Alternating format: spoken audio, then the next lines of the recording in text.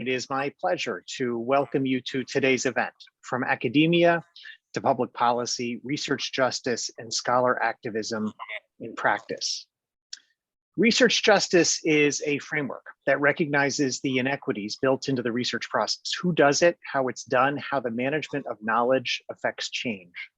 Beyond a framework, it's a call to action. It reflects a belief that we can transform structural inequities in our society if we recognize that those from marginalized communities are experts and are seen as key stakeholders, if we see them and position them as data and knowledge producers.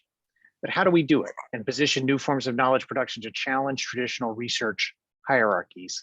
That is the subject of today's event. And I want to welcome Andrew Jolivet from the UC San Diego and Shaniri Opara from the University of San Francisco.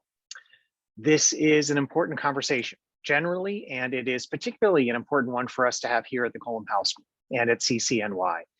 As a school, we are fundamentally focused on shifting power in our society. We're part of a college, the City College of New York, that was created 175 years ago as a political project. The first free academy in the United States, a radical effort by the people of New York to make higher education available to all, regardless of background. And as the first free public institution in the United States, CCNY was a big idea and a dramatic achievement that contributed to the creation of free academies across the whole country. Today, CCNY serves among the most diverse student populations in the nation. Half of our students are immigrants from more than 110 nations and speaking almost as many languages. If we shift power towards our students, society changes. New voices are heard and have resonance, and that is what we are about. Within the Colin Powell School, so many of our programs put social justice and leadership development at their core. Most notably, we have a range of fellowship programs, now a new leadership center for democracy and social justice, aimed at training and supporting early and mid-career social justice leaders. We do that through our MPA program, which is a co-sponsor of today's event. And then we have Beyond Identity, the organizer and the key sponsor of today's conversation. Beyond Identity is a program based within the Colin Powell School that trains young women of color and queer students from both immigrant and US-based minority communities to draw on lived experiences of discrimination and violence to inform their research agenda and their political writing. It creates a space for women of color to move beyond the politics of identity to build stronger political movements, creating solidarity through political through lines.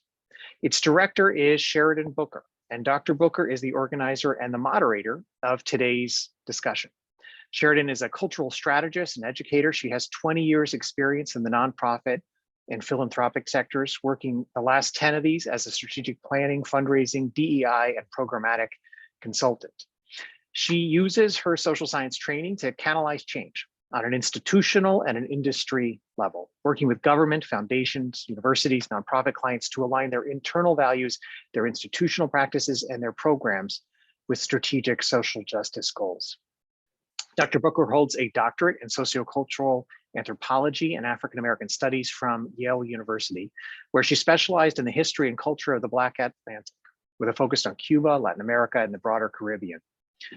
Outside of consulting work and academia, Booker is an ordained priestess of Lukami and Santeria, a religion, and an activist against the denigration of African diasporic and traditional religions. She's also an accomplished vocalist and performing artist who recently debuted Afro-Creole Meditations on Home and Loss at Snug Harbor Performing Arts Center.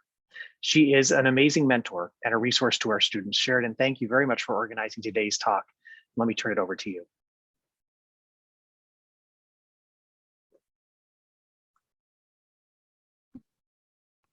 Thank you, Dean Rich. I'm sorry that I was muted for a second. That was a wonderful introduction to what it is that the City College is about and also what we are doing in the Beyond Identity program. The idea for today's presentation stemmed from the course which our cohort is currently taking, titled Decolonizing Research Methodologies.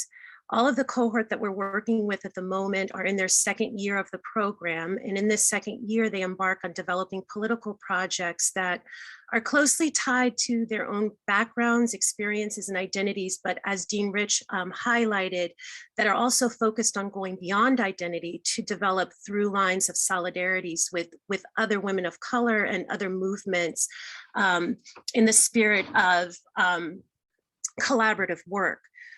In the class Decolonizing Research Methodologies, we've been exploring how do we go about decolonizing a process that fundamentally has colonialist roots.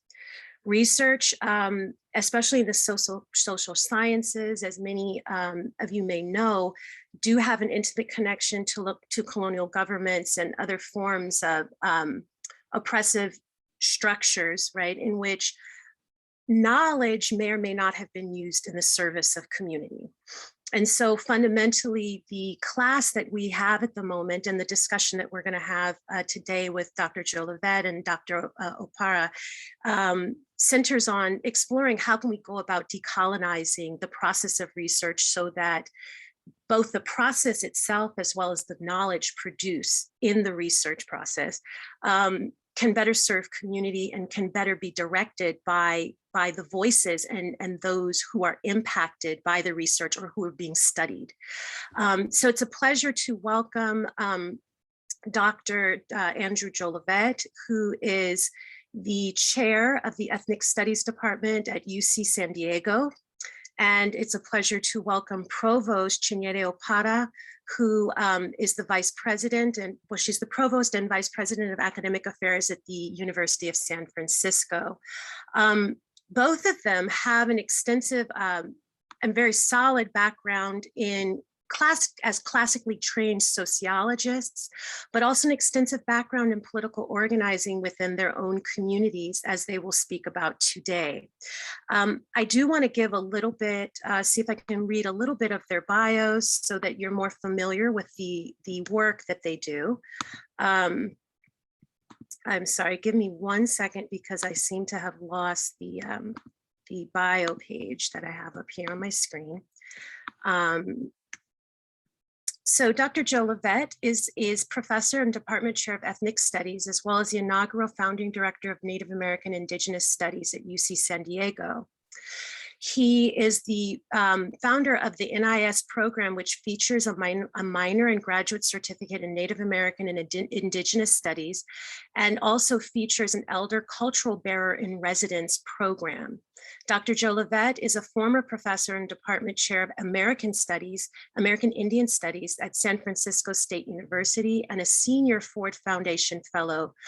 He is the author and editor of 9 books in print or forthcoming, including the Lammy Award nominated Indian Blood, HIV and Colonial Trauma in San Francisco's Two-Spirited Community, Research Justice, Methodologies for Social Change, and Louisiana Creoles, Cultural Recovery and Mixed Race Native American Identity.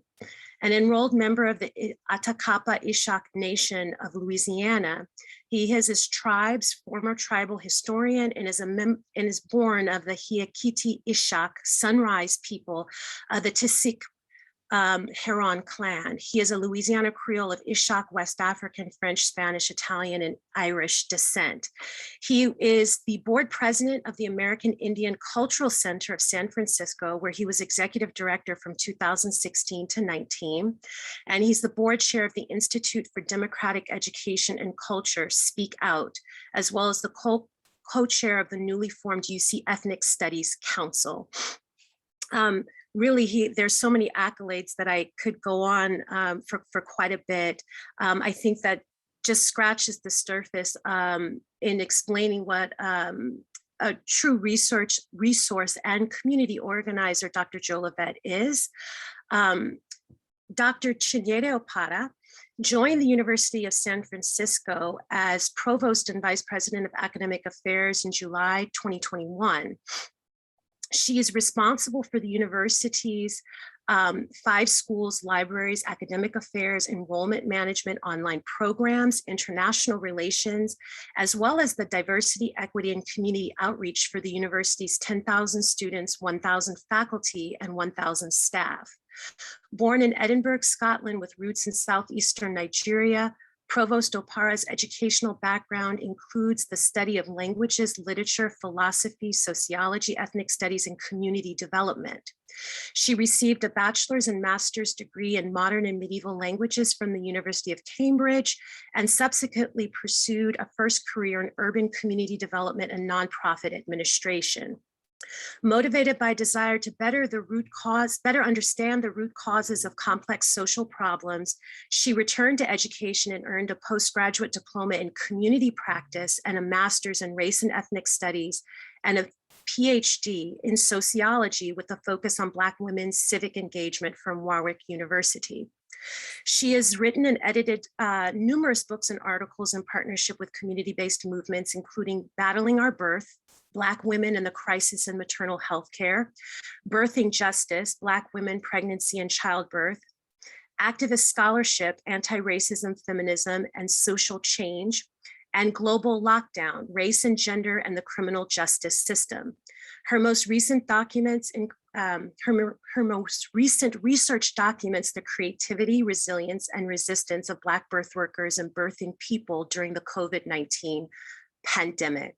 Prior to coming to the University of San Francisco, she was the Associate Provost and Dean of Faculty at Mills College from 2017 to 2021, where she founded a social justice and residence fellowship, as well as enacted a lot of different programs that were intended to increase true diversity within the ranks of the university.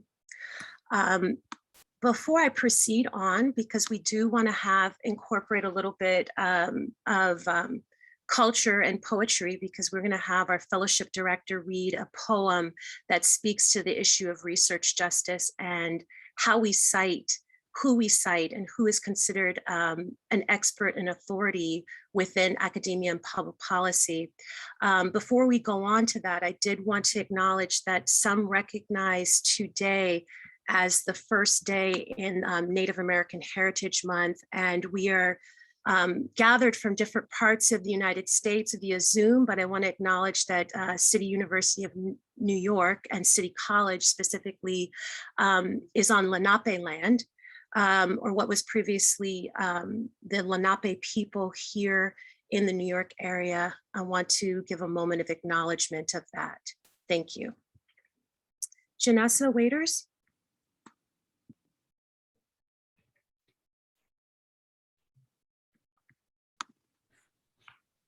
Hello, my name is Janessa Waiters. I'm the Fellowship Director for the Beyond Identity program, and I'm going to be reading a poem called Works Cited by Isaac Ginsberg Miller. I chose not to cite a violence. I chose the site of the Statue of Liberty from the ferry. I chose Ellis Island, not La Frontera. I chose not to cite Anzula, Lord, Fanon, Winter, Du Bois, Spillers, Cesar, Bogues, etc. I chose the sight of the same. I chose to avert my eyes. I chose to stare. Choice is victive. It was the slave ports, the lynch mobs, the red lines that made us.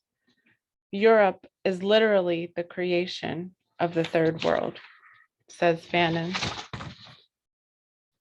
I chose to cite my ethnic studies major.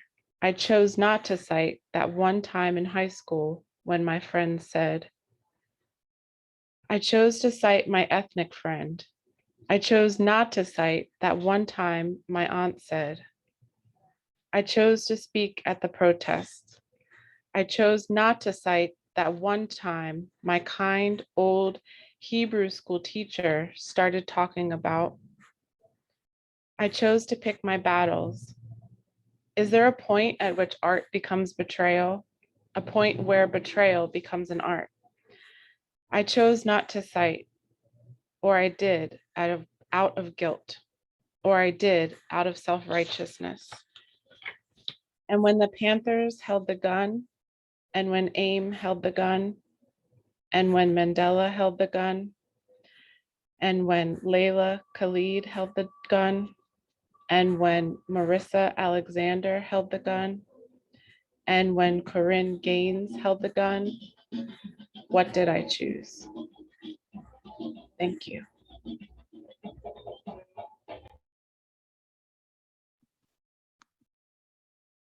Thank you, Janessa. That was a beautiful poem, and I think it speaks to the spirit of the conversation today. I'd like to now begin the conversation with Provost Opara and Dr. Jolivet. Okay, I'm not seeing Dr. Oh, there he is. Okay, perfect. All right, so we heard a little bit about what research justice was, just a brief overview from Dean Rich. But I think that we're going to come to a better understanding of research justice is, and also the concept of ceremonial collective research responsiveness as a methodology and a mode of scholarly activist praxis by hearing a little bit about your two journeys to research justice. Andrew, on occasion, you've spoken passionately about this idea of inheritance refusal. And I'd like to hear you share more about what that means, particularly given that both you and Shinyere come from classical sociology backgrounds and trainings. In what way does research justice pull on alternative intellectual and activist genealogies?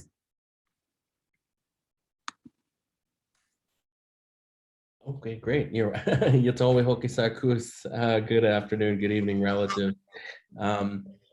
I'm happy to be speaking with you from Kumeyaay territory. So I'd first like to acknowledge the Kumeyaay people in the territory known as San Diego at the site of the man-made border of Mexico. Before getting right into the question, I think it's important. I also would like to acknowledge the Lenape people. And I'd also like to acknowledge the labor that we often forget about of African and enslaved Native peoples, that we forget about the contributions of their labor to the building of this nation state. As someone, actually only the panelists I guess can see this, but they were writing to us about the territory that they're in, and they kind of talk about racial capitalism. It's interesting. I think when I think about inheritance refusals, I think about all the different things that we've been taught. Not even for me, my journey, because your first part of your question is what's our journey to research justice? I thought about this a little bit. And the first thing I thought of was my earliest educational experiences. I flunked the first grade. I like to share with my students sometimes. I say, how do you flunk the first grade? What did you take bad naps? What was going on, right? And so I talk about this notion of failure, right, in tracked classrooms in the 1980s, and what that meant. And that it was interesting, the only other person that failed was also mixed race, African-American, biracial, half Black, half white student. And so it was an interesting process, but I remember my mother taking me to our bathroom, and I wasn't quite tall enough, I don't know, 6 years old, to look in the mirror. So she had me stand on the side of the tub, and she said, I want you to repeat, I am somebody, and I want you to say it 3 times. And it's interesting, I share that often with people because I think in that moment, what she was giving me was this sort of reminder that I have purpose in being and why I'm here. And then my father used to always tell us, particularly as I got older, he said, don't forget, people of color are too quick to forget. We always think everything happened a long time ago. And he would say to me in Creole, do what you got to do, young man. And then then you can do what you have to. So he used to tell us, get your education first. My friends in high school, where we used to be like, well, we're going to go change the world and do this and do that. And I remember her father too, who was a counselor at City College in San Francisco, Mr. Moreles. And he'd tell us, you and Rebecca, go get your education first before you try to be these revolutionaries.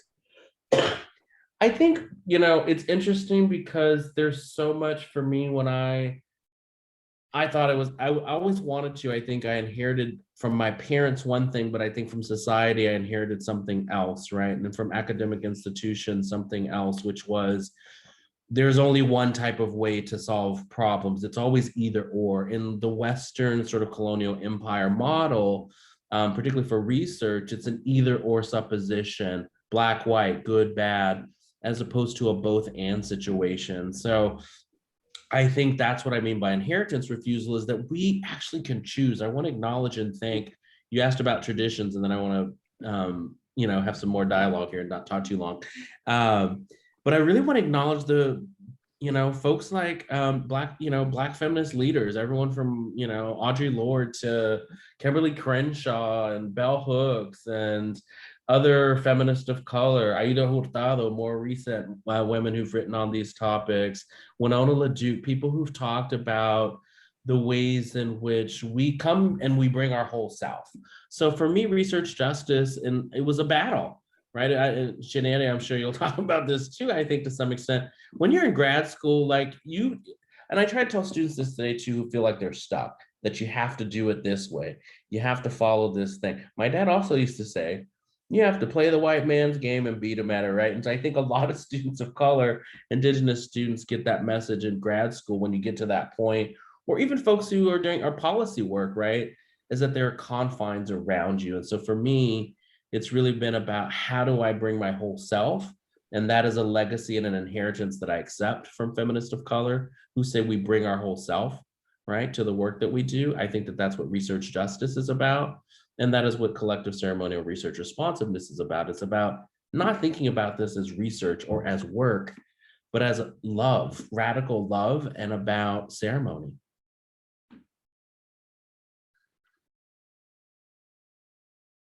You're muted. You're muted. Thank you so much. I'd like to hear a little bit about Chinyere's experience coming to research justice, and maybe if you could elaborate a little bit on what radical love means to you, Chinyere, in your work, both as a researcher and also as a academic leader. And not I don't want to use the word administrator, but an academic leader. I'm sure you're constantly thinking about these things and how they're built into the systems that you're helping to create and set forth. Thank you so much, Sheridan. Let me first say that when you see this big smile on my face, this is what Black joy looks like. I have just joy being in this space with you all.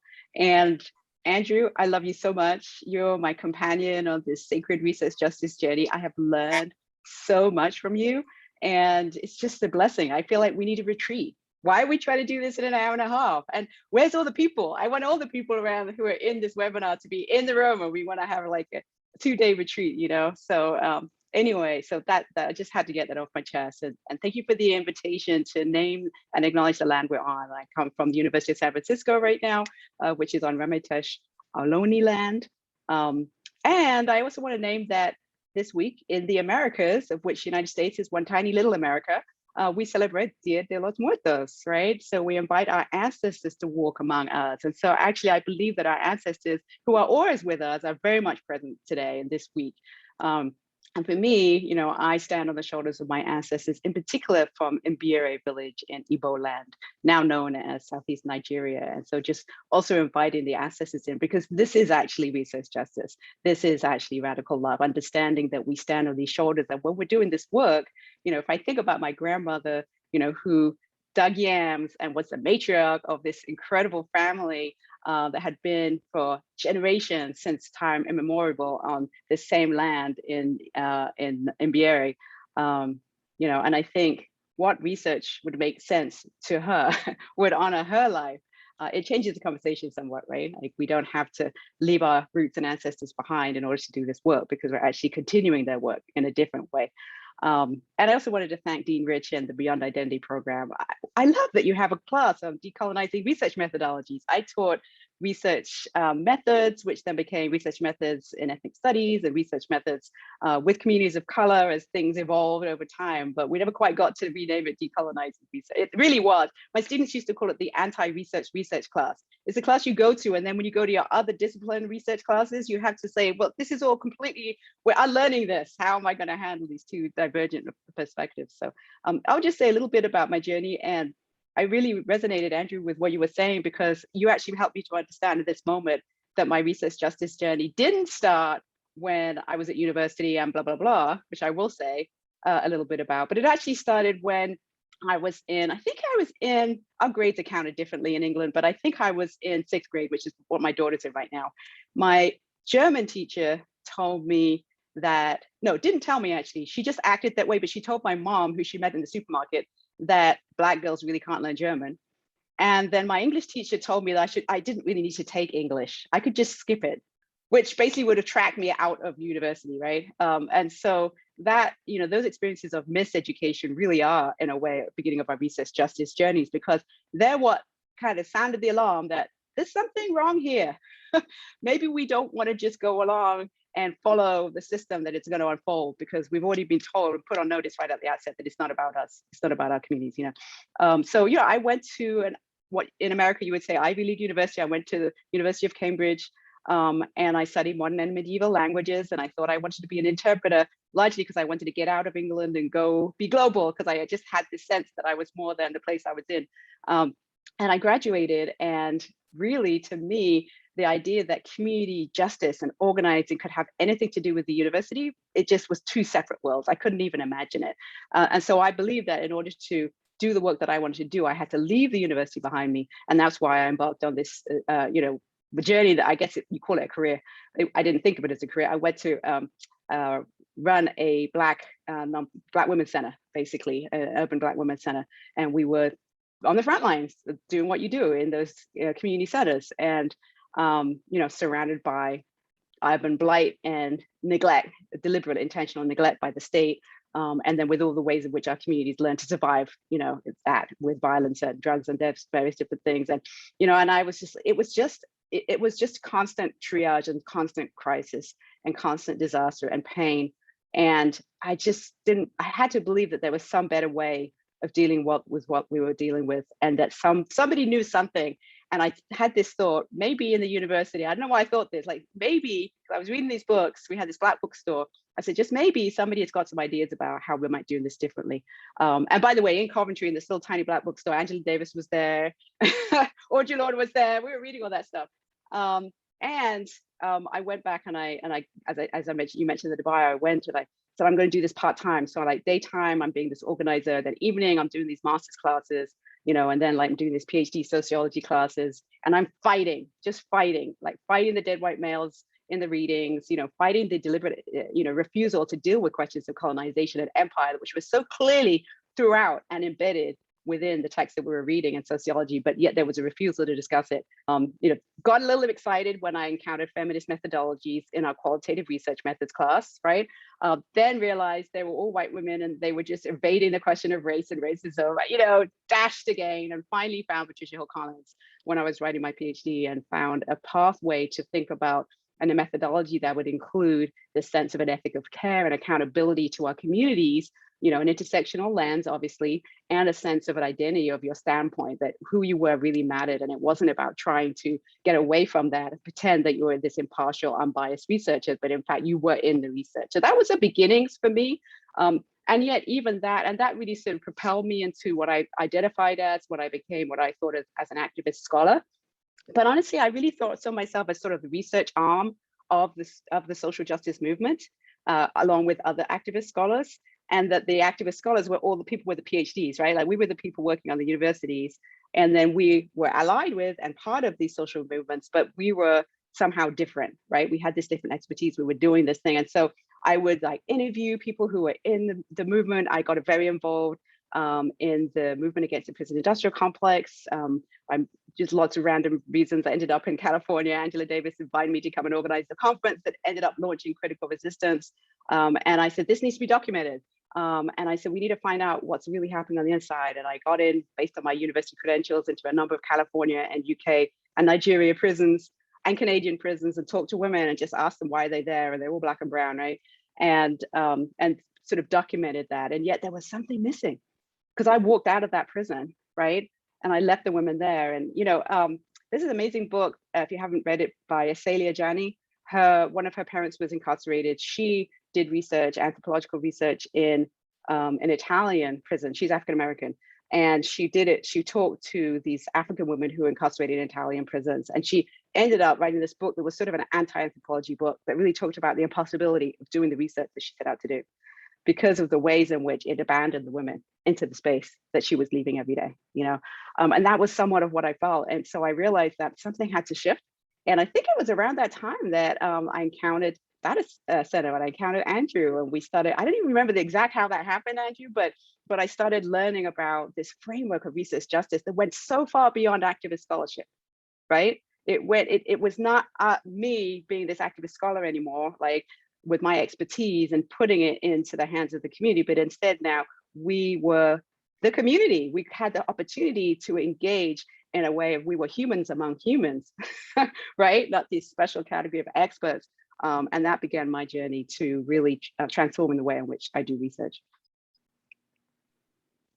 Beautiful. I just want to acknowledge too, since you mentioned Asale Ajani, she has actually been a big mentor to the Beyond Identity program and has taught as part of the program. I'm not sure if she's online here today, but definitely want to acknowledge her because she's been a huge support through the Women's Studies program and through the anthropology department here at City College. So this is all super interesting in terms of how both of you arrived at research justice. And I love how you've sort of laid this out, really starting with your personal experiences first, and how that really shaped the contours of the type of work that you wanted to do, the types of questions that you wanted to ask. It was stemming from the community and from your experience with the community. So one of my next question for you both really has to do with research justice as a movement and a methodology that raises significant questions about expertise. In other words, who is considered an expert and what forms of knowledge are considered valid? How can engaging this type of method help to affect change and redistribute political power in this decolonial moment? If we assume that we're still in a process of decolonizing, how can research justice tangibly contribute to the redistribution of political power? Additionally, what do you see as the difference between research justice and other progressive methodologies such as participatory action research or community-based participatory research? I'll just say a couple of things, and I'm going to pass it to Andrew. Let me just say that, as a Black woman in the academy, and I think there's probably a lot of people who could put an as at the beginning of that sentence and say something else in this room today, right? We don't necessarily enter the space thinking, oh, I have so much power, I must give some of it away, right? I must share it with the community. I have all the power, and yet that's almost exactly what we have to do. And that's really hard. It's very different, come from a place of privilege and saying, I want to share with you poor people, some of my power and privilege. This was hard earned. The ability to be named Dr. So-and-so, in Black communities, if you're a doctor, you are a doctor. They call you a doctor all the time. It's something that was hard earned. And so I just want to sort of name that it's not so simple, right? And it does have to do with how we also experience marginalization in our own daily lives.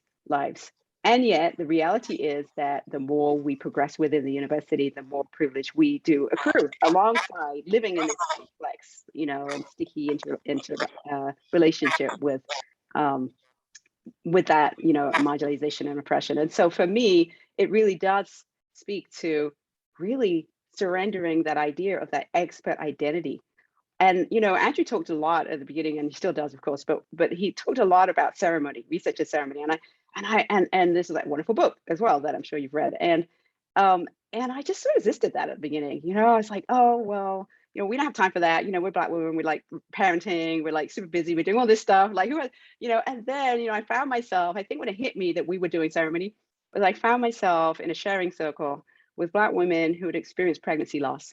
So some who had had a late term miscarriage, someone who had lost an infant, and as we know all the statistics about infant loss, and my own experience, not of pregnancy loss, but of of bleeding during my pregnancy and going through that terrifying experience. And we paused and we just put items in the space in front of us, which really you might well just call an altar, right? And lit a candle and just really, just sat with the ones that had crossed over, and that was part of the journey of documenting Black women's lives in relationship to the broken maternal health care system. And I was like, oh yeah, I guess we're doing a ceremony after all. Andrew, I'm going to pass it to you. So yeah, no, thank you for sharing that. I mean, it is interesting. I think the whole idea about power, we haven't talked about that so much yet, I think, and that's ultimately this conversation, what we're talking about. I think it is about power, but it's also how we define power differently. There would be no ethnic studies, there would be no Dr. Opera, Dr. Joel Levette, if there wasn't the community, there would be no Dr. Booker, right? We would, the spaces that were made, right? The ancestors that Shanira was talking about created these spaces. And so I want to go back just briefly, and I have to acknowledge the data center in Oakland, California, where I was on a board member. They coined the phrase research justice, Miho Kim, and others who were out in communities basically saying we have to shift and change the way that we think about research. Who owns it? I think about the institution, right? Higher education, colleges, they are sites of violence, right? That actually increase access, right? There was a class, actually, it's at the University of San Francisco. I took it as an undergraduate there, but I think I even taught it one summer when I was actually teaching there, called The Sociology of Education and Opportunity. I don't know if it's still there, but that was a course actually taught by Rebecca Chioko King, who's in Ireland now, but did a lot of work around mixed race studies. And I remember taking that class and thinking, it opened my eyes to think about how education is this site where we actually create less access, right? Because if you don't have that, that's what my dad and Mr. Morales were telling me and Rebecca and other kids about, get your education, because then no one can take it from, because they knew what it meant kind of on paper, right? So I want to acknowledge the data center for really encouraging what I already sort of was, I guess, rallying against, sitting in classical sociological theory at UC Santa Cruz and not hearing anything about Black or Indigenous people, not being listened to when we push back on some of the questions or, you know, concerns there. But for me, I feel like it's interesting. My journey was different in that I was like, okay, whatever. I don't have time for this. This is nonsense. I'm just going to center the communities and folks that are important to me. And so I think because I also worked, and Julie as well, I mean, in ethnic studies, American Indian studies for so long, that I was in a different space, but even within those spaces. And so just to go back to kind of bring these questions together, you know, Linda Tay Weiss Smith's book was huge, right? Of enormous consequence. I mean, it's the title of your course. You know, decolonizing research methodologies and research with Indigenous people. Sean Wilson's work, Research as Ceremony, was also a very important book to come some, I don't know, 10 or so years later, 12 years later. And they were deeply influential, but I think what they did with those works was to push the question about CBPR, which I had excellent mentors along the way too, like Nina Wallerstein and University of New Mexico. It was all about interventions, right?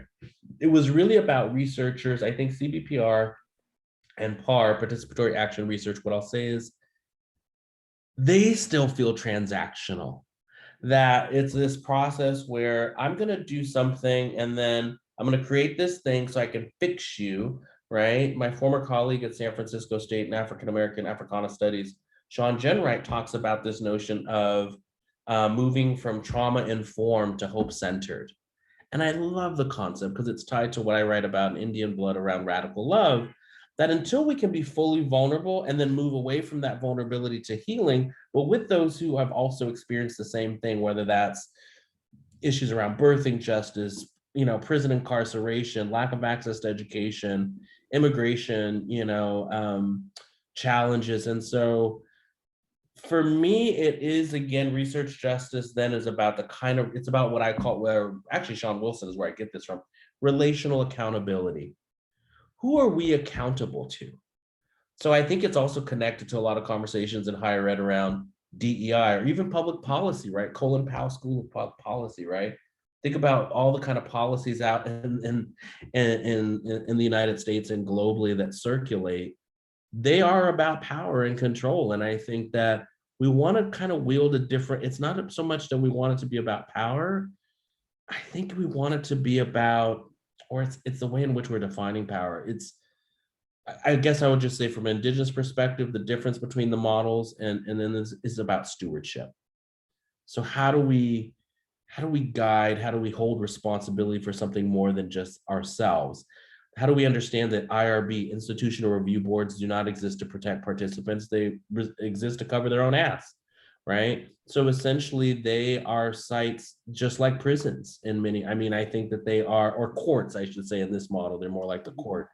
So anyway, I'll leave it there and see what you think about that, Shaneri.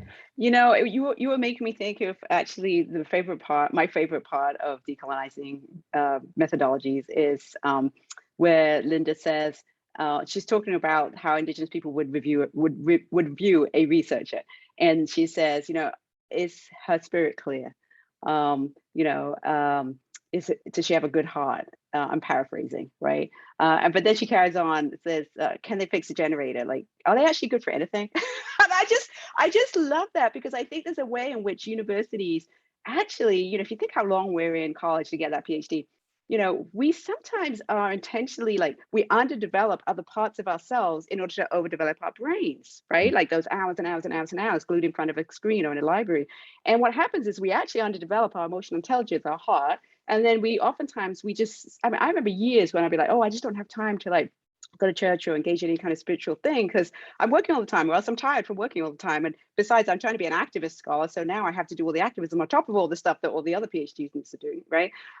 And so we actually end up being these sort of imbalanced beings with this huge overdeveloped brain and this like way underdeveloped other aspects of ourselves, you know. And that's why for me, you know, research justice is an opportunity for us to get back in our bodies, you know, and that's why I think I've been so attracted to this research around birth, you know, because there's just nothing more embodied and like with, you know, it's got blood and it's got, you know, everything, and, you know, my pee and it's, everything is there, the bodily fluids are there and the hollering and you're just out of your own mind, right? And it can be this incredible space for trauma. That is the reality which we have created, but it can also be this incredible space for liberation. And so I think about this concept of liberated zones, right? That actually, even in the moment of birth, we sometimes can create these liberated zones, even within a hospital, right? Even with just like this tiny little space where we take back our power and our control and we create this liberated zone. So if we can do that in the midst of the belly of the beast, while vulnerable, with no clothes on, trying to push out a baby, then I think we might be able to do that in a university when we come together in a room, fully dressed,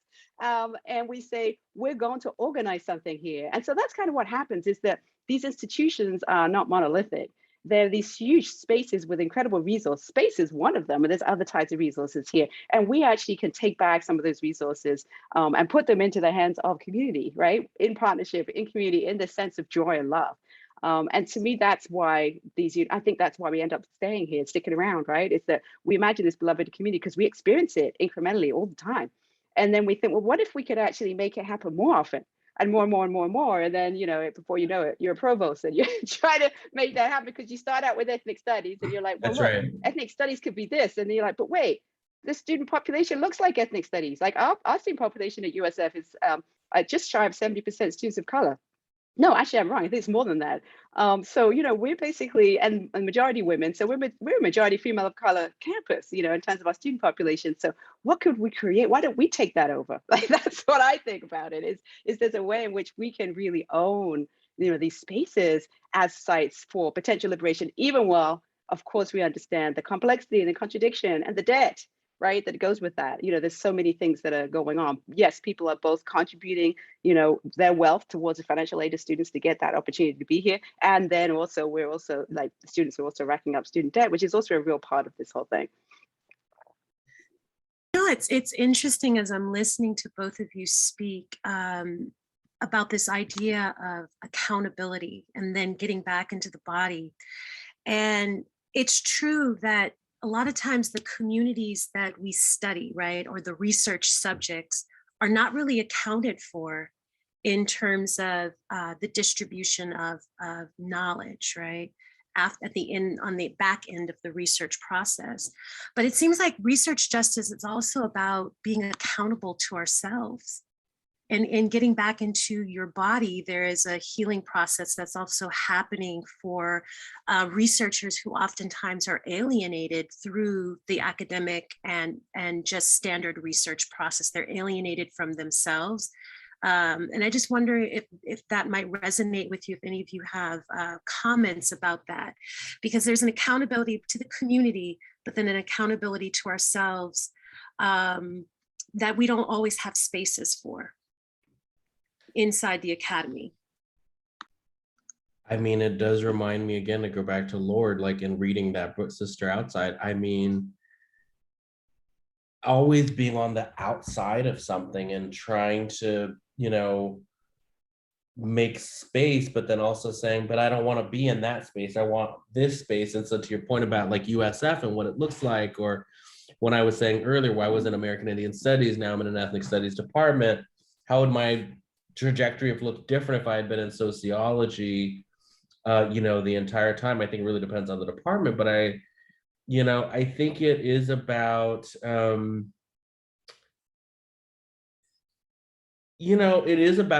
think we kid ourselves in what are the fundamental things that we're trained in terms of thinking about research is that it's a subjective, right? Or objective, right?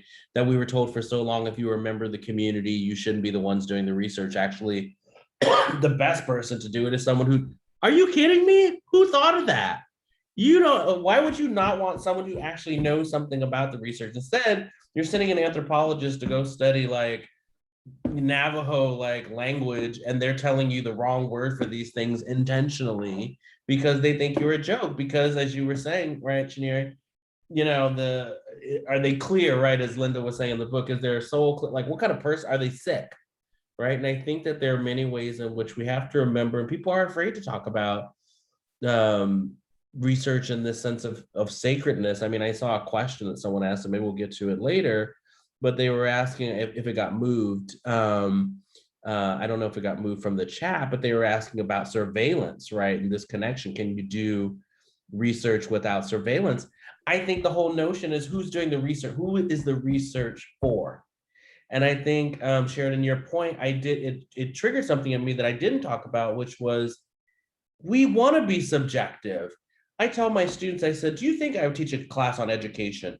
Should teachers pay attention to the race of their students or the gender that they, their students, or as they learn what their students' genders might be or things like that, right? Should they pay attention to it? And of course, the first thing they're thinking is, no, oh my God, no, that would be so biased. That means you're ignoring a part of people's humanity, right? A fundamental part of who they are as people. We have to know who we are. And so actually, I think we have to bring some subjectivity to this sense of, so the research for me, it has been about me too. When I think about the Indian Blood book, as a gay man of color who's mixed race, and that's what the book was about, Native, living with HIV/AIDS for 20 years, yes, it was also personal. And I think that is good. I think that actually is good research, that we want to actually have folks who care about what they're writing about. For many of us in ethnic studies and women's studies, sexuality studies, gender studies, I think we came to this place because we had all these questions about why is the world the way that it is, and it shouldn't be, right? That's why I started with my parents, I think, or you started with your stories and what people said you could learn and couldn't learn, right? That people have told us since we were young that we were less than, that we could not do, right? When in actuality, the actual research methods and the science they use is actually deeply inadequate. It makes me think, and I'll stop here with that. Just an example, I have to do a talk later for Native Heritage Night at San Jose State. And they have a professor there who's been all over the news, who's been holding up, Native American skulls of the Moeloni, their ancestors. And they had a picture on Twitter, you can look them up. And she's an anthropologist, and she was smiling. She said, hanging out with my friends. You're holding someone's relative, someone's ancestor, which you have no business with. And then in classic form, what was the response? She said, this is nothing more than a woke mob coming after me because they don't agree with my pro-science, anti-repatriation stances. This is why we need more experts from our communities, not experts on our communities. this is why we need the community to lead the research and that it be for their benefit and that they guide our questions, that they own it, so that it's not about surveillance, right? Because I think, why does the government do all these surveys, or why do we do even something as simple, right, as the what's the thing we have to do every couple of years, and Trump made a big thing about it for redistricting? I don't know why, maybe the census. Probably because I'm like, oh God, the census. It does serve a purpose, and it is surveillance, right? It's about control. It's about hegemony. How do we keep control?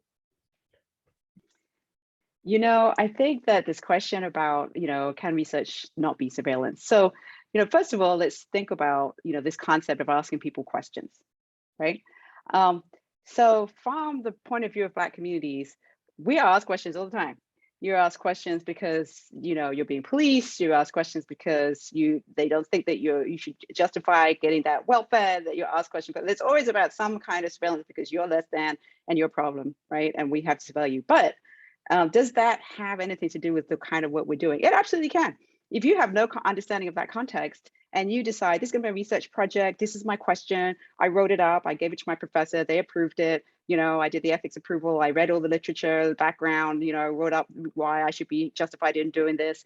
I have a great question. It's going to really, you know, address why, you know, Black people in this environment are having this kind of challenge, and it's all well motivated. And I did it all myself. Right. And now I'm going to go out and I'm going to create, probably going to do like a survey monkey now. It seems like all the students want to do survey monkey. So I'm probably going to do a survey monkey. It used to be back in the day, you'd be on the street with like a clipboard. But anyway, whatever I'm going to do, you know, ask a bunch of people a bunch of invasive questions, right, to which they didn't design, they had no say over, and they have no idea where it's going. Yeah, that's, to me, today, I can't get down with that anymore, you know. On the other hand, you know, when I think about the 5 years when and what I thought was going to be a research team, but they rejected that label and decided to become a grassroots organization called Black Women Birthing Justice. When we, like, every month or more, you know, for 5 years, sat down in a circle in somebody's living room and held space for people to tell their stories. And we asked just one question, like, what was the vision for your birth and how did the reality compare? We didn't ask a whole bunch of questions, right? We asked one question. We, you know, lighted some incense, some candles, you know, we held some sacred space. We invited the ancestors in, and then we just said, do you have something on your heart to share about this? Basically, just share it. And then we were quiet. We were quiet and we let them speak. And then when they stopped, we were quiet. And then some more came up, right? And that concept of holding space really has much more to do with our traditions of healing than it has to do with the dominant paradigm of research. And so I think that that's where we begin to sort of understand that we have to, if we're really going to honor the pain and the trauma that our communities have gone through and create space for the joy, right? And the open-heartedness, we're going to change. You know, we are not going to go through a 5-year process like that of listening to these sometimes excruciating stories. Even just recently, when we did the research on with the Black Women Birthing Justice, sort of came back together to find out what was going on for Black women giving birth during the pandemic. And now it's on Zoom. So now instead of just California, people were Zooming in from all over the country. And there's a sister in Texas who had given birth to twins. And it's the first time she's telling her story during COVID. And they took the twins from her. She was not tested positive. And it took her a week to get these babies back, asking every day, where's my babies? Where's my babies? I need my babies, you know? And, you know, of course, they had cut them out of her because nobody thinks that women can push out twins. And so she's there and they're making some reason why, well, you know, it's not safe. You can have these twins, you know, you're recovering. You know, finally, she said, I had to go angry Black woman on them, you know, and the twins arrived that day. Why? Why is that the only way, the only modality that we can be heard, right? And just the pain and the trauma of what she went through. You know, we had to follow up. One of our members is a doula who followed up with her, and just every couple of days we'd call her to kind of take her through that process, because what's unearthed right now is present and has to be healed, you know. But to me, it's like, we need that. We need to create that, but we also need to tell that story. And she's now become part of the activist movement herself because she doesn't want this to happen to anyone else, you know. And so that's how we tell our stories, you know, to generate change, you know. And just to celebrate, you know, in October, 10 years after we started this process, when nobody was talking about birth justice and we wrote the definition, you know, Gavin Newsom in our state signed in the momnibus. It's like an omnibus, but with mom at the front. And, you know, this one's still trying to go through at the national level too. So, you know, there's some ways in which when we do this work in a way that's visible and public and community, you can actually get some change and some political change, or maybe you don't. that's okay too, right? Like maybe it's not the moment for that kind of political change. But I do think that those are the pieces that make this a really different journey for us, if we're willing to show up for it. And I would say I was changed. I like to say I had to go to therapy behind this research, because you will not be impacted by sitting in those spaces. Something will shake up in you, and you'll be like, oh no, you're not fully connected to your own humanity here. You have to do some more work. So I'm wondering if you could share a little bit though about what does that look like logistically, carrying out a research justice agenda, right? And I hate using the word agenda because that sounds transactional, but let's also be honest that a lot of us are operating from within spaces, the university, and once we graduate, a lot of people may go on to work in public policy spaces, think tanks or nonprofits, where you really have a set of professional demands that are always hanging over you, and that sort of demarcate like where you can go.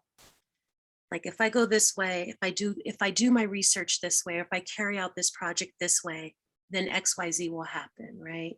And so there's always kind of those exchanges that are going on in people's head as they move along in their careers. And I'm just wondering if you could talk a little bit about what does this really look like, practicing research justice, particularly as the chair of an ethnic studies department, as the provost of the university. What does it look like both compromising or having to compromise with institutional demands or career demands, but also balancing a sort of research justice framework that it can be sometimes at odds with those professional demands? It's interesting. We get feedback. Sorry, thank you. Because I was like, do I think about my role? I was like, do we think about our role when we think about this? Because sometimes I see it as a separate thing almost. It's interesting, but then again, I don't. Because one example, when I was at San Francisco State and chair of American Indian Studies, we actually were seeing, and actually now university, I think I saw someone actually in the audience from University of Washington. They and others are actually developing cultural protocols. That's what we were working on when I was there, for undergrads who were even trying to go out in community and do research. What are kind of some of the ethical considerations? What should people do before they do that? So for me, I actually would ask the question, again, what is the goal of the research? Why do people do it? Like this professor, why are they so interested? They say it's for science and studying human remains. Go dig up Thomas Jefferson and George Washington, then leave our folks alone, right? If that's what you want to do. But more seriously, I think that when we are going out in community, it's about building relationships. Shaneri just said 10 years and look what's happened in 10 years. You can't, the kinds of questions, would you go out and, in your social network of friends and then just decide, oh, let me go ask my friends about their sexual practices, and ask a bunch, and that's what people have been doing for you. It makes absolutely no sense. In many ways, what people have done here for so long, it is actually a criminal, right? What happened to folks, like Henrietta Lacks, criminal. What's happened through, in terms of just women's health period in this country is criminal, right? Genocidal acts, around things like birthing. So I think someone who wants to carry out work to better understand, or ceremony, right? Because again, I said, I think if we think about this as ceremony, someone who wants to do the work of ceremony to strengthen communities, to transform and support communities, get to know them first, talk to them. You have to earn trust. You have to be humble. You have to be respectful. I think you have to be honest, and you have to communicate, and you have to share, and know that this is not just about you as a person. We have to take the I out of research and really put it and really make the we huge. And that's what research justice is. And anybody that's out here trying to do policy work has to think about that too, because even the consumer stuff that people do, right? Like advertising, right? They're trying to market mass scale to a we. right? So even that you have to get to know, even in those contexts, which can be gross and because it's capitalist and trying to make money. But actually that is about getting to know and knowing what people are. There's some funny business there though too, right? Because we've programmed people to want these things to a certain extent. But I would say it's about building relationships. That's where you have to start fundamentally. And all of us can do research justice. We just have to take the time to do it. And I think the other thing we can do, I want to say this out loud in case we forget, part of the reason more people don't do the work is A, they don't have the expertise. We think it's some easy thing. It's really difficult, but they don't have the expertise. But the other thing is funding. Even just if you were to say CBPR or PAR, qualitative research, right? NIH, NIMH, all these, federal agencies, they don't give tons of funding for these qualitative. They want mass quantitative studies so they can say something about the whole world. It's never going to be right. That's the problem. The whole notion of generalizability is a problem, and we have to address that. I was thinking about how we teach research, right? We have these research methods classes. And then often nowadays, most universities also have community engaged learning classes. And sometimes it's a requirement that you have to take or not. And they're always like two totally separate parts of the house, right? And I think that really the best research should be taught in the community engaged learning class. Like that's where we should actually have that as the first research class. You start with that class that typically takes you through this whole journey about power and privilege and your social location and who you are in relation to the community and why it is that you shouldn't go into the mission attitude and what, right? And what's been the historical relationship, here at USF, we're doing this deep dive into what's been the historical relationship between the Jesuits, because it's a Jesuit university, and the indigenous peoples, right? Like maybe your research methods class should start there. That might be the most relevant place to start your research methods class, right? And then you would go on. And then by the time you've maybe taken a whole semester, maybe a year, you'd be ready to actually go do some research. Instead, we do it the other way around, So that's one thing. But I also think that, really what you're talking about, Sheridan, is this idea of productivity, right? So productivity, and we talk about faculty productivity, is a combination of product and time. Right, so if you produce the product, in other words, you produce the peer-reviewed journals, but you have 10 years between each one, you're not going to get the promotion or tenure, right? Or if you're quick, but you're not producing the kind of product, right? So in other words, it's product and time, and both of these need to be decolonized. Like this is the practical piece for those inside the academy that have to think about research justice. So when you think about time, there's a Mozambican feminist critic called Sylvia Tamale. She was in the Kwame Nkrumah big festival conference that we had last month, and she made this mind-blowing presentation. It was all about time and just decolonizing time and the way in which colonial notions of time were imposed on the continent of Africa, and then with COVID, how that has accelerated. And her whole thing was before we do anything, before we can even think about our social movements, we actually have to let go of idea of time, because we've internalized it so much that all our movements are organized around it. This is interesting to me because, again, working in the world of birth justice, so much about maternal health violations is about the medical system speediness, that it can't wait for the time of the pregnancy to unfold, right? But then we could also think about it in terms of the time that we think we don't have to engage respectfully with communities in order to do the research. We don't have time to go and talk to people about what the research question should be. We don't have time to go and find out, right? Actually just sit with community and start getting involved in organizing, and then the question emerges itself, because actually communities all have questions. We all have questions. Things are not working. We all have questions. We don't need you from academia to come up with the question and then bring it to us, right? So there's this idea we don't have time to do it, and yet it's not true. That's the other piece. There is a lot of myth in this. There's a lot of self-fulfilling prophecy and fear. And then people don't do it because they say that, oh, but I'm a tenure-track position, so I can't do it because I have to wait until I get tenure. Oh, well, now I have tenure. Well, I'm going to have full professor one day, and I have to become department chair before I can do that, because I have to change the way in which we review tenure. I went through the whole system just doing my thing. I did. Not one of the books that I published was not community-based.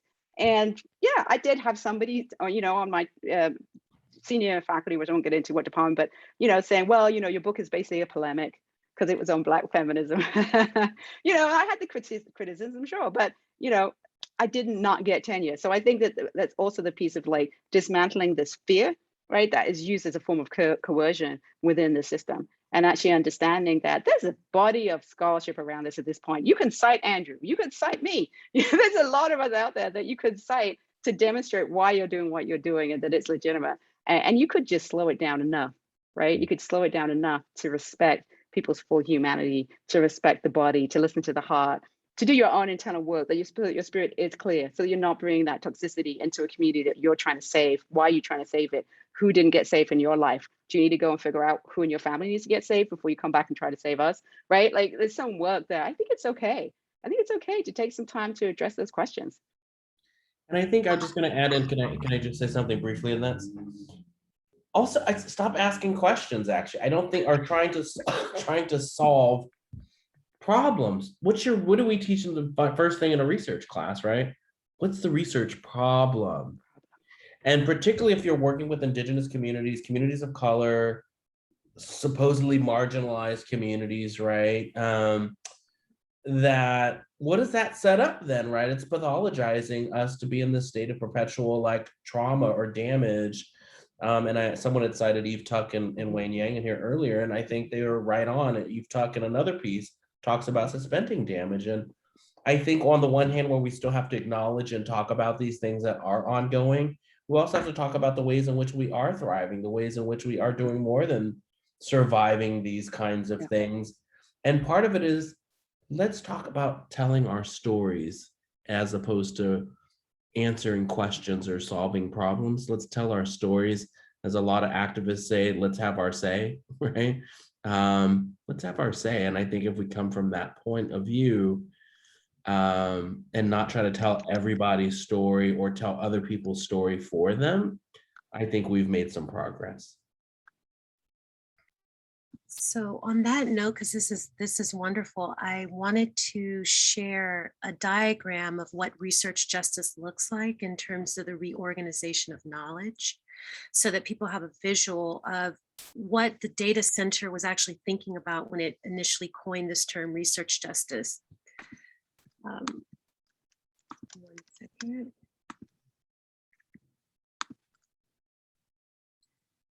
Can everyone see that there? So in the former diagram, you see this hierarchical structure of knowledge, where particular forms of knowledge are somewhat discredited by being placed at the base of the pyramid. And with the data center's concept of research justice, you have a fundamental re-envisioning of how knowledge is shared, how it is different forms of knowledge are granted credence and given, they're granted, they're considered valid, and that those who carry that form of knowledge are also considered experts. Whereas in a mainstream knowledge power structure, they would be at the base. Now they're in what we would call the ceremonial collective process, right? Where you have a circle in which different forms of knowledge are equally shared and equally valued. And so one of the suppositions, though, of this particular framework and mode of doing research is that there, with this type of restructuring of knowledge, you will also restructure political power. And I wanted to hear just a little bit more about that because I think we have time for about just one more question to hear from the two of you around how you have seen research justice transform political power in the communities where you have you've been engaged in organizing and collective research.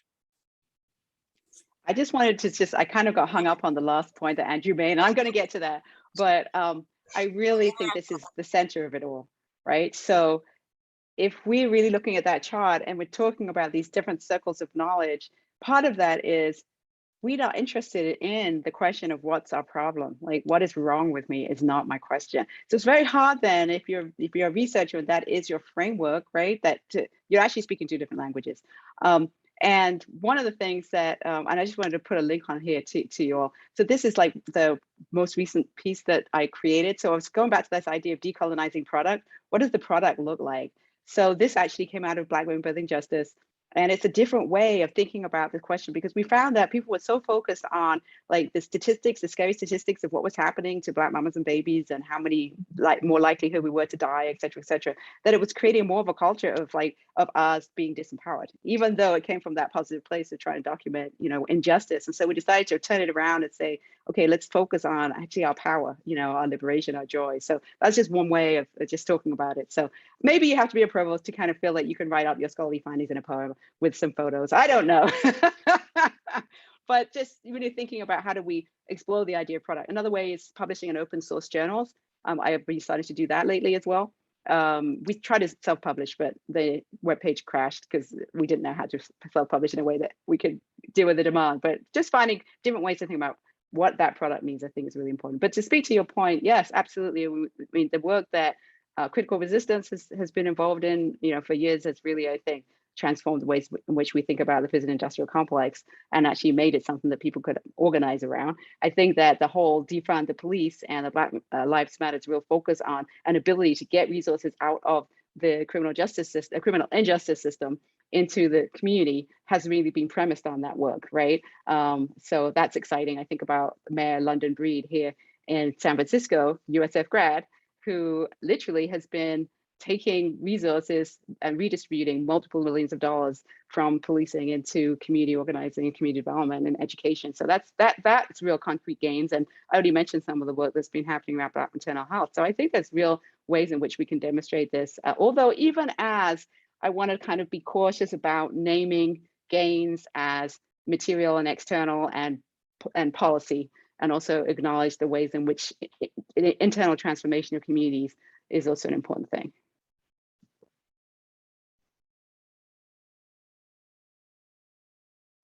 So I think I was trying to put in here just for context. I know we talked about collective ceremonial research responsiveness. It's in the book, I think in the introductory chapter, but just so folks had the information there a little bit more about what it is and how it differs a bit in terms of the CBPR and PAR.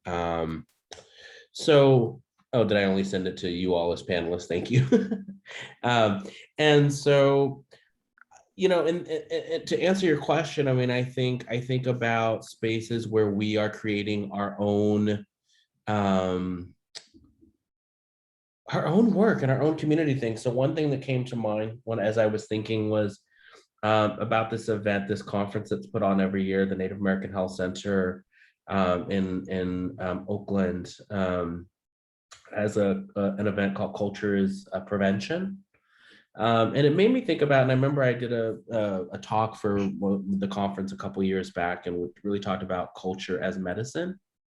And I think that where I've seen shifts is where communities are actually, that's what organizations like Movement Strategy Center, Ella Baker, all these grassroots sort of, I'm thinking about, sorry, this is very Bay Area specific, but they're all over the place. You all have them there. I mean, I would imagine the Colin Powell, the Beyond Identity, right, is a perfect example of sites where when we actually name and tell our own stories, those are the kind of vehicles, those are the kind of projects I think where I see, some of these shifts in my work.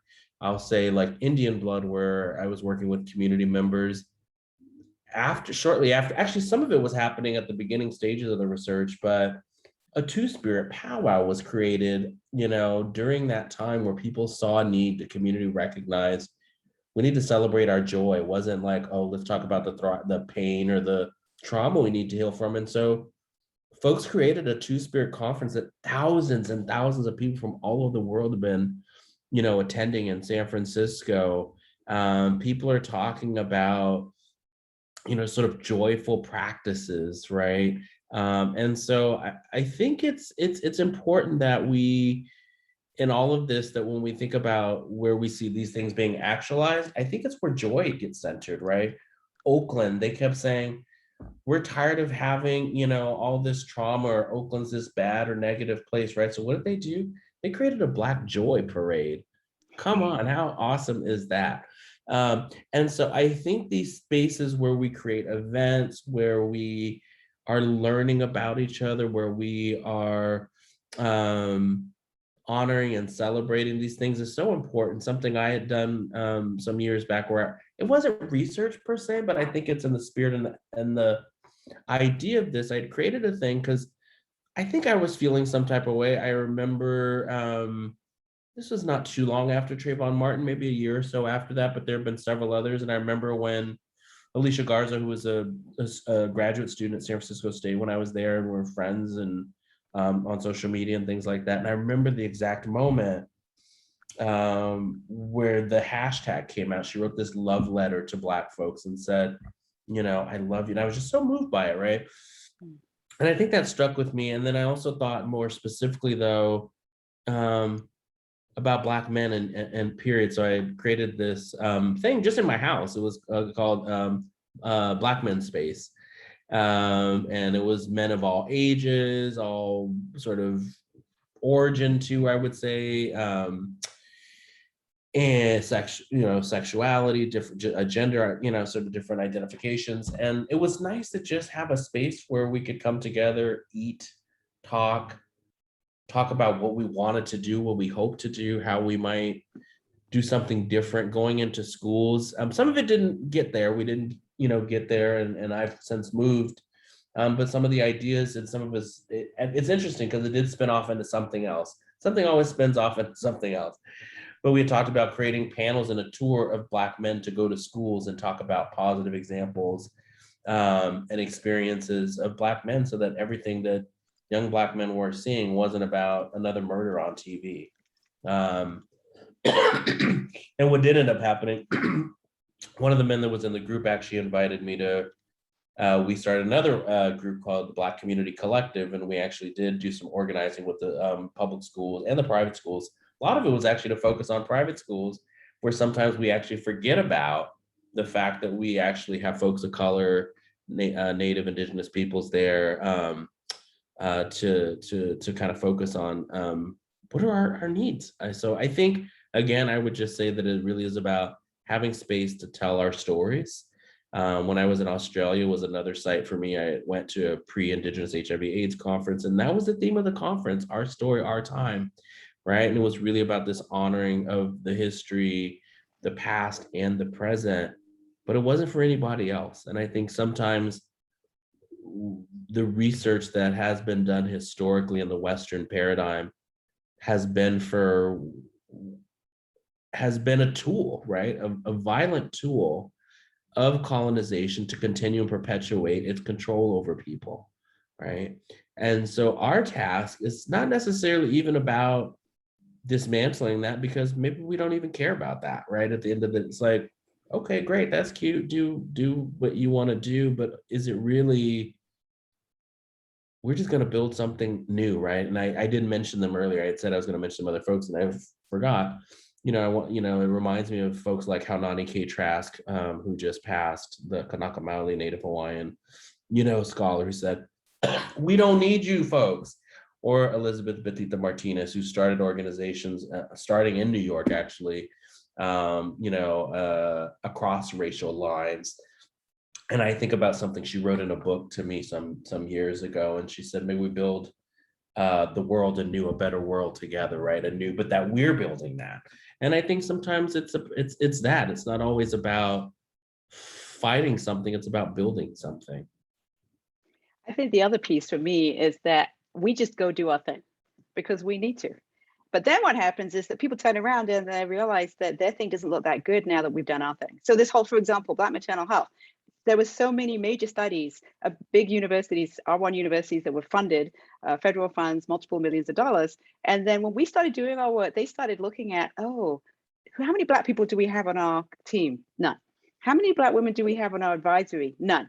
And then they started realizing that their work just didn't look quite so legitimate anymore. And not only that, but everybody was talking about our work in the community, because it was in the community. Everybody, people were involved, and nobody was talking about their work. In fact, their big problem was, we have this great science and this data, but nobody's listening. We can't get the community to pay attention. So it was ineffective because it was simply just a conversation amongst themselves.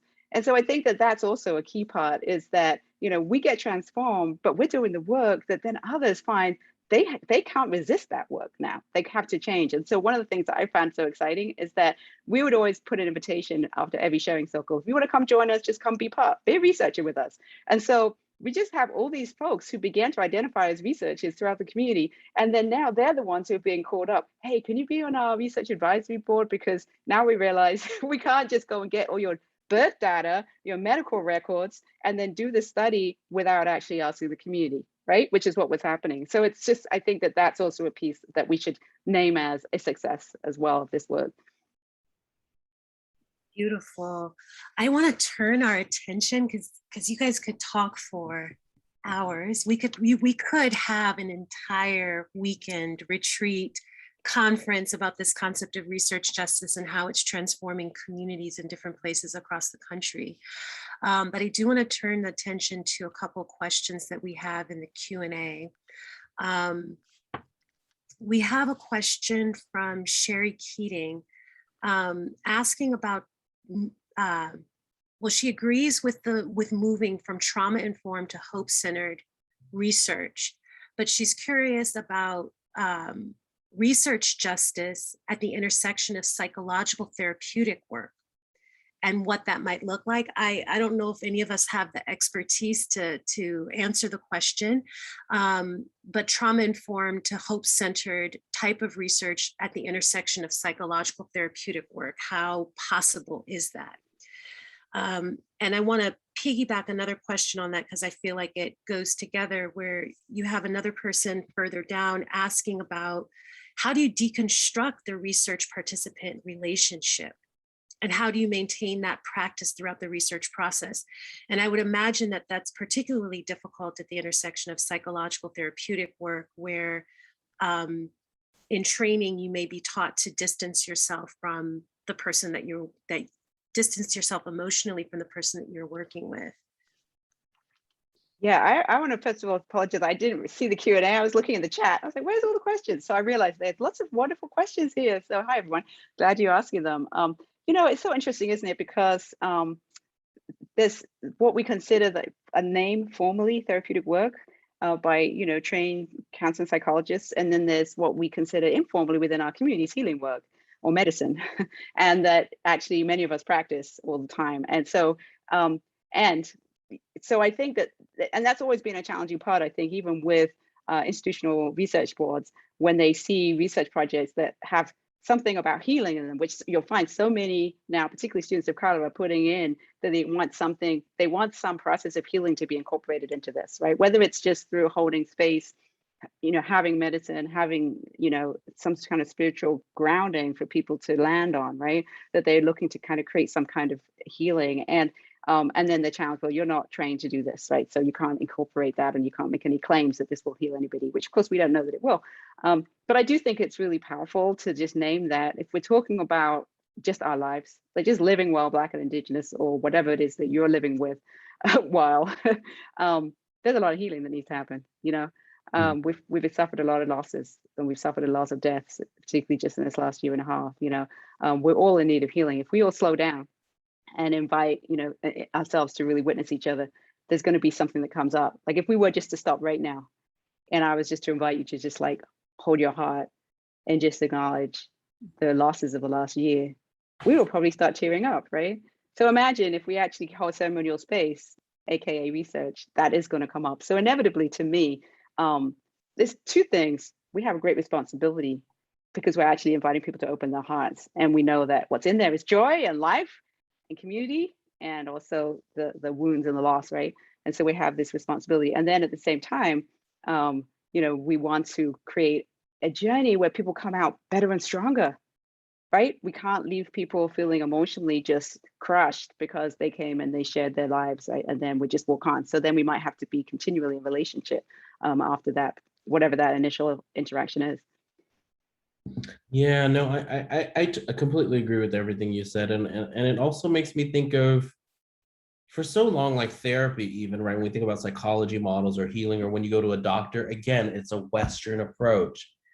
It's an individual, you don't even know you're supposed to go get a breast exam or a prostate exam, these really sort of personal invasive things with some person you don't even know, right?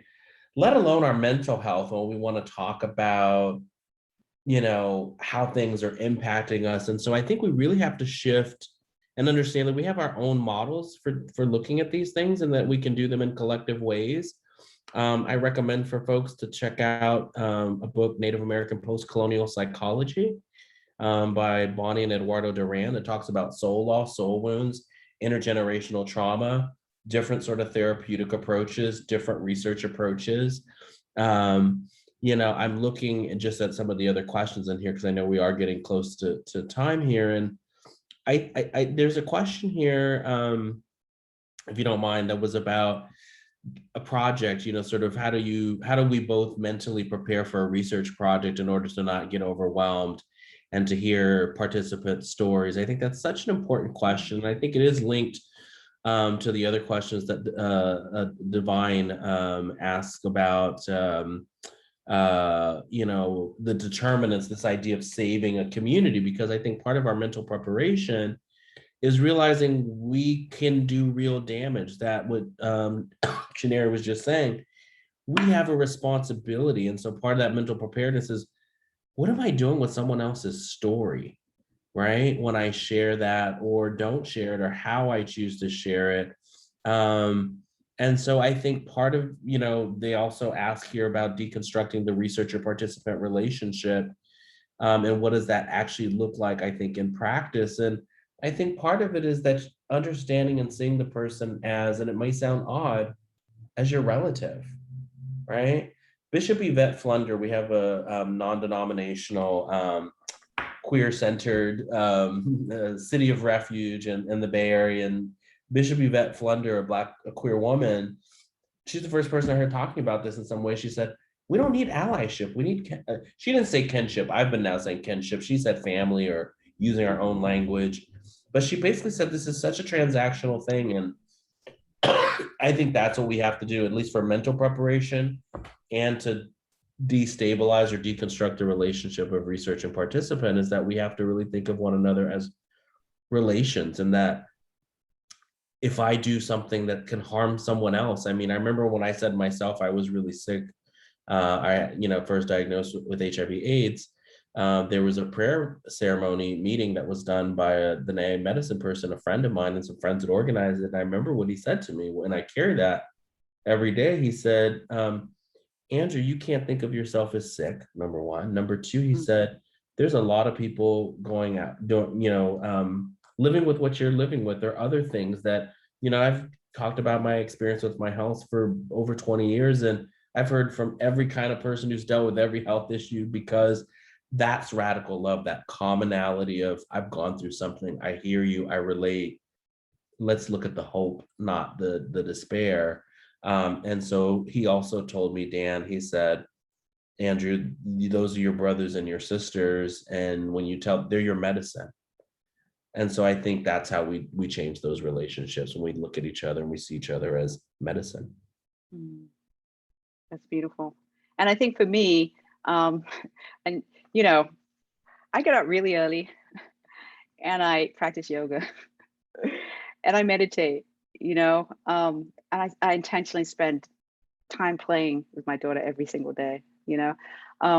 It's not really that we can get ready and then we're ready and then we just keep being ready. To me, it's like, it's 24 hours. It's like, what can I do today? There were days when I would be part of hosting a sharing circle that was really painful. I would just feel so emotionally beat up afterwards. And then I had a practice that was rejuvenating. So I have this wellness life, this life that creates ongoing wellness that then rejuvenates me for the next day. And I think that's it. That's all we could do, do the work that sustains us. If we're really in touch with our own brokenness and our wounded places, then I think that humility that comes from that will help us to understand that I can't even save myself some days. I'm definitely not going to save you, and let alone a whole community. So we let go of that whole missionary complex, that savior complex, and we just go in and we're willing to be a person amongst people, with the skills that we have and the skills that you have and the knowledge we have, the knowledge you have, and that maybe we can create some liberation, create a better world together. That's all we're trying to do. It's not that we have to be, you're not better than, which means that, thank God, you don't have the burden of trying to save anybody. So I think that that's really key. And I do understand, because I had lived with the savior complex for many years, that's probably why I'm a provost. I'm always trying to take care of my village, but ultimately, it's not about intervening, whatever your role is, taking care of what the community needs to take care of. That's the opposite of community power, right? Ashe, thank you. This was such a rich conversation, and I appreciate you both taking time out of your busy schedules to come and speak here at City College on Zoom. We're going to wrap it up here. If people have additional comments or questions, feel free to send those to me and I can see if we can get them answered in another means. But we do have to end the Zoom. Thank you once again to Dean Rich for giving the introductory remarks, and to our co-sponsors of the event, the Colin Powell School for Civic and Global Leadership, the Office of Fellowships, and the Masters in Public Administration program. And thanks, of course, also to our wonderful cohort of students in the Beyond Identity program who continue to fill my head every day with questions that make me think differently about my own praxis as well, and hopefully have contributed to some good thought today around what are we really doing through the process of research. Thank you, everybody, and have a wonderful evening. Thank you. Take Thank care. you. Bye-bye. Thank you so